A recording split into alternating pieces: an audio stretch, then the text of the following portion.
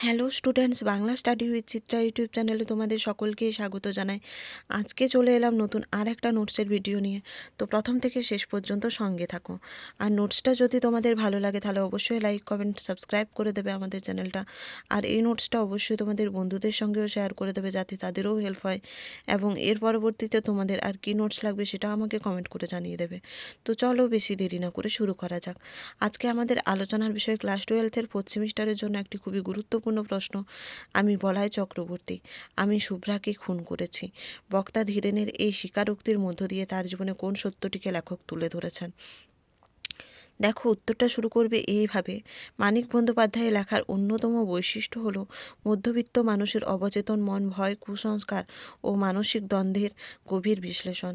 আলোচ্য অংশে গ্রামে ঘটে যাওয়া 2 খুন, শুভ্রার মৃত্যু এবং তাকে ঘিরে গড়ে ওঠা অশরীরী বিশ্বাস ধীরে ধীরে ধীরেনের মনে এক ভয়ঙ্কর মানসিক সংকট সৃষ্টি করে। এই প্রেক্ষাপটেই ধীরেনের মুখে উচ্চারিত হয়, আমি বলাই চক্রবর্তী, আমি শুভ্রাকে খুন করেছি।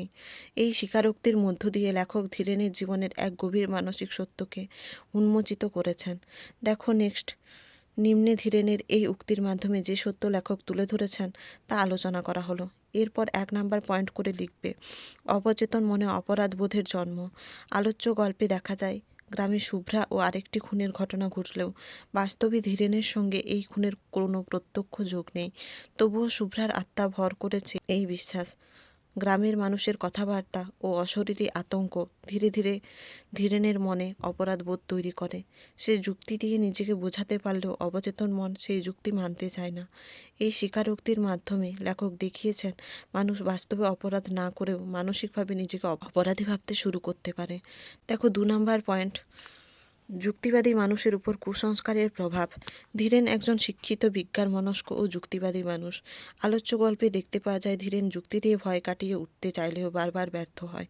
নবীনের স্ত্রী দামিনীর মুখে, আমি শুভ্রা, বলাই চক্রবর্তী আমাকে খুন করেছে, এই লাইনটা অবশ্যই তোমরা কোটেশনে লিখবে। এই কথা শুনে তার যুক্তিবোধ সম্পূর্ণভাবে ভেঙে পড়ে। লেখক এখানে স্পষ্ট করে দেখিয়েছেন মধ্যবিত্ত যুক্তিবাদী মানুষও যখন সমাজের কুসংস্কার ও অশরীরী বিশ্বাসের মধ্যে পড়ে তখন তার যুক্তি নিষ্ক্রিয় হয়ে যায়।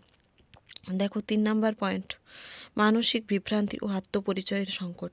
আমি বলাই চক্রবর্তী, এই বাক্যে ধীরেন নিজের পরিচয়ও অস্বীকার করেছে।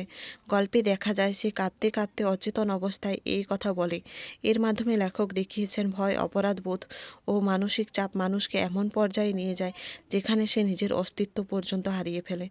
ধীরেনের জীবনের সত্য হলো সে মানসিকভাবে এতটাই বিপর্যস্ত যে নিজের আমি আর অন্যকে আলাদা করতে পারে না।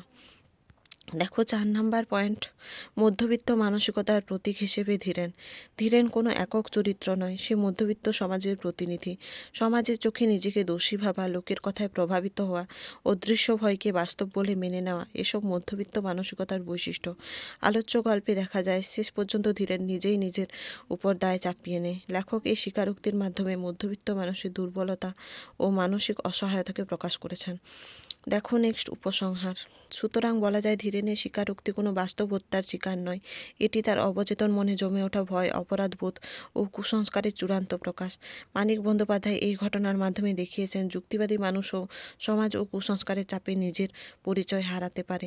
ধীরেনের জীবনের সত্য হলো সে বাস্তবে খুনি নয়, কিন্তু মানসিকভাবে এক ভয়ঙ্কর অপরাধবোধের শিকার। তোমাদের যদি নোটসটা ভালো লাগে তাহলে অবশ্যই লাইক কমেন্ট সাবস্ক্রাইব করে দিও আমাদের চ্যানেলটা। আর এই নোটসটা অবশ্যই তোমাদের বন্ধুদের সঙ্গেও শেয়ার করে দিও যাতে তাদেরও হেল্প হয়। এবং এর পরবর্তীতে তোমাদের আর কি নোটস লাগবে সেটা আমাকে কমেন্ট করে জানিয়ে দিও। তো এর পরবর্তীতে দেখা হচ্ছে নতুন আর একটা নোটসের ভিডিও নিয়ে। ততক্ষণের জন্য সঙ্গে থেকো, পাশে থেকো। ধন্যবাদ।